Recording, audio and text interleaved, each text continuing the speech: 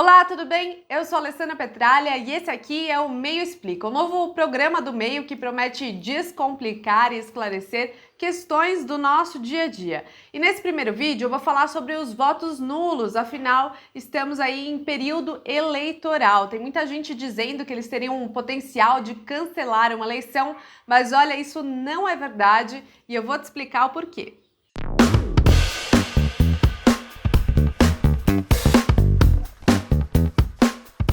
Nas últimas semanas, voltaram a circular nas redes sociais mensagens dizendo que se mais de 50% da população votar nulo, novas eleições deverão ser marcadas. Posts como esses que você está vendo na tela agora. Essas afirmações, gente, são falsas e não devem ser consideradas. E a grande justificativa para isso está no fato de que os votos brancos e nulos são considerados inválidos no processo de apuração eleitoral. Eles são computados apenas para fins estatísticos e não apresentam um peso direto no resultado final da urna. Afinal de contas, eles não estão direcionados a ninguém, não é mesmo? Já os votos válidos, esses sim são decisivos no processo de escolha de um representante. E válido é o voto em que a pessoa digita na urna o número de um candidato ou legenda e ganha aquele que for mais votado, ou seja, que atingir a maioria absoluta. E de onde surgiu então essa ideia de que os votos nulos poderiam cancelar uma eleição? Veio de uma interpretação equivocada do artigo 224 do Código Eleitoral Brasileiro, que diz o seguinte: se a nulidade atingir a mais de metade dos votos do país nas eleições presidenciais, do Estado nas eleições federais e estaduais ou do município nas eleições municipais, julgar-se-ão prejudicadas as demais votações e o tribunal marcará dia para nova eleição dentro do prazo de 20 a 40 dias. E eu conversei com o Bruno Grego, que é doutor em Direito do Estado e professor do curso de Direito da Pontifícia Universidade Católica do Paraná, a PUC do Paraná, para entender direitinho o que esse artigo quer dizer e, mais do que isso, gente, o que ele não quer dizer. Olha só. Realmente tem muita gente que acaba se confundindo e as fake news aí não são tão novas, né? A gente vê que isso é um mito antigo e já afirmo que é um mito, mas agora estão mais reforçadas. Então veja, Alessandra, a grande questão aqui é a seguinte: de onde vem essa confusão? Nós temos um dispositivo lá no artigo 224 do Código Eleitoral, e eu prometo que essa é a última vez que eu vou falar sobre artigo, insisto, essas coisas, que diz que quando nós tivermos a nulidade de mais da metade dos votos, seria necessária novas eleições. Agora, nulidade não são os votos nulos, aquele que a gente vai lá e vota em alguém que não tem o número registrado, ou então o voto branco. A nulidade é quando nós temos uma anulação judicial pela Justiça Eleitoral, que não tem nada a ver com o voto nulo. Então, veja, a apuração do resultado das eleições é feita pelos votos válidos, ou seja, tira os votos nulos, tira os votos brancos, tira as abstenções. Quem votou no número válido? Então, esses votos válidos é que entram no cômputo. Se você votar nulo ou se você vota em branco, tudo o que você está fazendo é dar um passo para trás e se retirar das eleições, não exercer, né, esse poder que nós temos de determinar democraticamente um governo pelo voto. Perfeito. Então, eu posso considerar que seria uma interpretação equivocada do artigo, essa questão da nulidade. Sim. Por parte da população, né? Esse é um posicionamento correto. Eu posso dizer que até é uma interpretação, muitas vezes, desviada, né? Distorcida.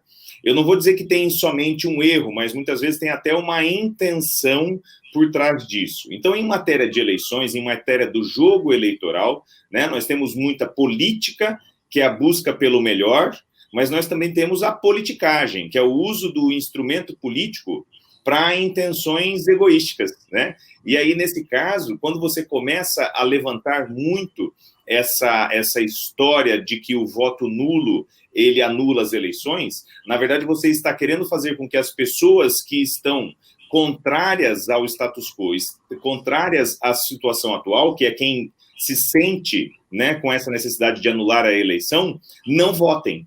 Então, você tira votos da oposição, geralmente, porque essas pessoas que votariam numa oposição acabam não votando. Se elas votam nulo, o voto delas não entra nos votos válidos. Então, muitas vezes existe, sim, uma interpretação equivocada, não vamos dizer que ninguém erra nesse caso, mas eu posso dizer que boa parte dos casos aí é de má fé mesmo.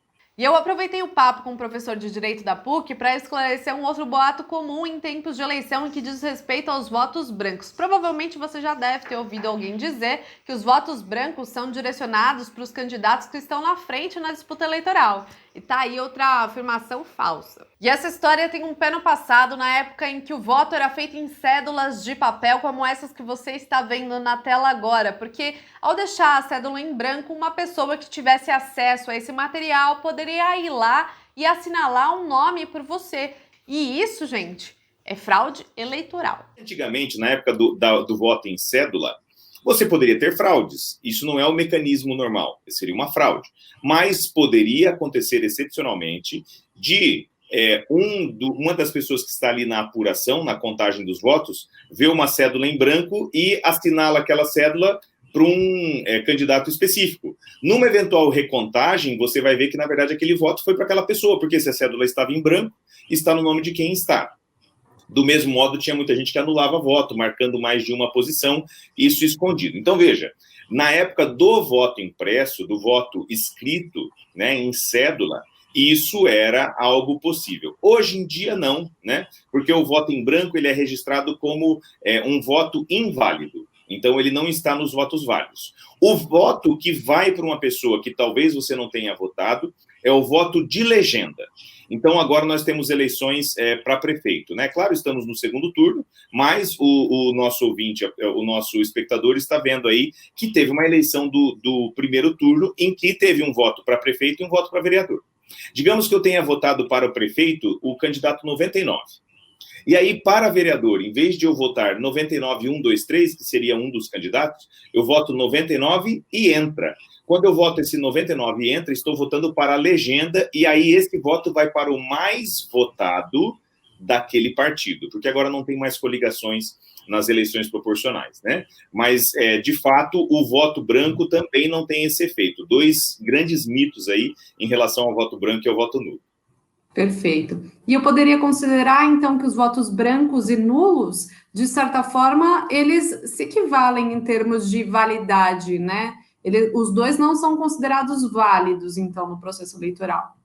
No processo atual, sim, Alessandra. Inclusive, esse é o tipo de aproximação que a gente costuma fazer muito em matéria acadêmica, né? Então, inclusive, isso é tema de estudos na pós-graduação lá da PUC, em que nós buscamos construir uma visão acadêmica sobre algo que era diferente, tem um motivo para ser diferente, e se torna igual. Essa tua acepção está perfeita. De fato, hoje, se você vota nulo, ou seja, se você coloca o número de um candidato que não existe e aperta confirma, ou se você aperta o botãozinho branco, isso tem o mesmo valor.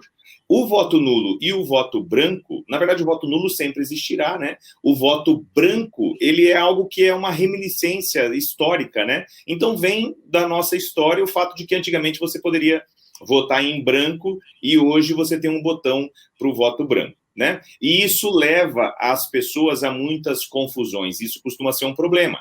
Um problema que nós temos tido hoje, que é um problema gravíssimo, é toda vez as pessoas questionando as eleições e falando sobre a volta do voto impresso, ou, na verdade, a criação do voto impresso, que seria um desastre, Alessandro. Então, só quem tem interesse no voto impresso é quem atua no cabresto eleitoral. Por quê?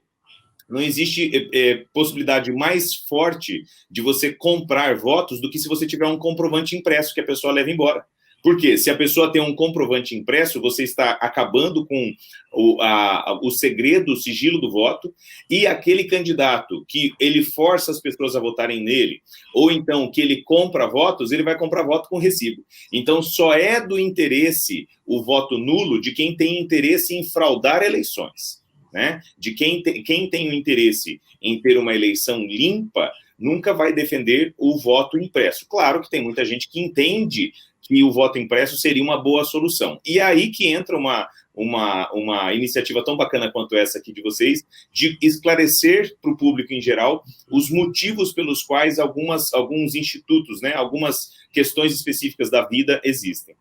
Bom, e para finalizar, eu reforço aqui que os votos brancos e nulos são considerados inválidos e mesmo que a maior parte da população escolha anular, ainda assim vence o candidato que tiver a maioria absoluta dos votos válidos. Além disso, o termo nulidade que a gente viu no Código Eleitoral diz respeito a uma decisão judicial, como em uma situação de fraude, por exemplo. Domingo é dia de eleição, então lembre-se, vote com consciência, porque é o momento que a gente tem de fato para exercer a nossa cidadania, para escolher aquele que a gente quer ver no poder, que nos represente, né? Então não se esqueça disso porque é muito importante. Se você gostou desse conteúdo, deixa aqui seu like, se inscreve no canal do Meio, deixa um comentário, dúvidas e sugestões também são sempre bem-vindas. E na descrição desse vídeo tem um link de acesso à News do Meio, que é um serviço de curadoria muito legal que chega todo dia de manhã no seu e-mail, não deixa de conferir também. É isso e a gente se encontra em um próximo vídeo aqui do canal.